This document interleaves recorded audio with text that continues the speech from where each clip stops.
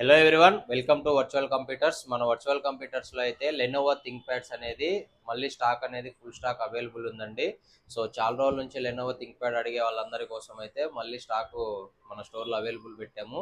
So అది కూడా ఒక కోడింగ్కి సపోర్ట్ చేసే మోడల్ అయితేనే మన దగ్గర అవైలబుల్ ఉంటాయండి. అది కూడా బ్రాండ్ న్యూ కండిషన్లో ఉంటుంది. అది కూడా 1 year వారంటీ తోటి ఉంటుంది.